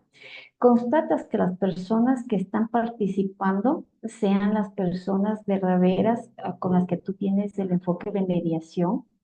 El primer punto, verificar la persona, verificar que sean las personas correctas. Segundo punto, verificar la documentación entregada para validación de datos. Yo me llamo Araceli Pérez y efectivamente este es mi teléfono, este es mi DNI, constatar eso principalmente. En caso de nulidad directamente de una persona que haya suplantado directamente el tema de, digamos, de persona, en este caso te da fácil el tema de nulidad, puesto que al centro de mediación donde tú realizaste la mediación, se queda la grabación del Zoom, se hace el acuerdo, se firman las actas de forma digital y tanto la firma digital tiene que estar plasmada en el acta. Si no constan esos documentos, automáticamente se procedería directamente una nulidad dentro del proceso de mediación. Gracias, maestra. Y justamente relacionando esa pregunta, también nos comentan cómo se garantiza la mediación digital para que no reproduzca desigualdad de acceso a la justicia, considerando todavía que existe una brecha tecnológica en Latinoamérica. Así como dirían, una pregunta de examen. Pero dentro de este tema, el ámbito, las ODR aquí en Ecuador ya se han seguido implementando y como lo había mencionado hace un poco, un momento, igual la ley de mediación y arbitraje a nosotros ya nos permite netamente buscar la mediación como resolución de conflicto, ya lo que se dice en mediación, lo que se pone en actas y es cosa juzgada. Para eso tenemos los principios, el principio de voluntariedad, el principio de confidencialidad sobre todo, es decir, que toda la información que nosotros revisamos en mediación no puede ser divulgada a terceras personas. Con eso estoy protegiendo netamente la protección de datos de las personas que vinieron acá por los casos que son casos de familia, servidumbre de paso y todo lo demás. Entonces, con esto nosotros primero que mantenemos directamente la protección de datos, la divulgación directamente de lo que se habló en mediación, se lo entrega directamente a las personas que requieren esa información. Únicamente nosotros entregamos la información de la mediación virtual cuando vienen con una orden de un juez. Ahí nosotros entregamos toda la información requerida. Esto es, la videollamada, la acta digital entregada directamente dentro de un juzgado para la validación. Estos más casos sirven cuando las personas incumplen dentro de los procesos, incumplen los acuerdos formulados dentro de mediación para una ejecución de acta dentro del trámite judicial. También acuérdense que dentro de una acta de mediación, lo que nosotros decimos ya es cosa juzgada, es sentencia ejecutorial. Es decir, que tiene un mandato de ejecución, que al momento de incumplir cualquiera de las partes, esta acta es homologada directamente en el juzgado y simplemente se ejecuta directamente lo que plasmamos ahí. Un ejemplo, si yo estoy plasmando una pensión alimenticia para menores de edad, y el padre no cumple con la cuota estimada, yo puedo solicitarle al juez boletas de apremio, medidas cautelares directamente sobre ese incumplimiento. Entonces, ¿qué es lo que nos evitamos? La demanda, la citación, la audiencia. Simplemente vamos a la ejecución. El juez tiene que dar cumplimiento lo que nosotros ponemos en actas de mediación, ya sea en la mediación digital, que tenemos mediante grabada, y el papel escrito, que también lo plasmamos en ese momento con firmas digitales. Muchas gracias, maestra. Y yo creo que esta parte, la última pregunta que tenemos acerca de la nulidad, ya nos contestó por acá la doctora Paola acerca de un caso emblemático que se llevó justamente en Colombia. Entonces, yo creo que nos da muestra con todas sus presentaciones, sus ponencias y en este caso con el complemento de las preguntas para ver la labor que nos toca, que justamente es mejor preparación, pero sobre todo mejor desarrollo de habilidades. Muchas gracias, maestra, muchas gracias, maestro. Y agradecemos a todas y a todos ustedes por su presencia y con esto damos por terminadas las actividades en el marco del primer Congreso Universitario Internacional Abogado 4.0, Herramientas Estratégicas, ODR y Gestión de Inteligencia Artificial en la Resolución de Conflictos. Acatlán es grande, Acatlán engrandece. Muchas gracias a todos. Muchas gracias también. Hasta luego, tengan un buen día. Gracias igualmente, Gracias. buen día. Buen día.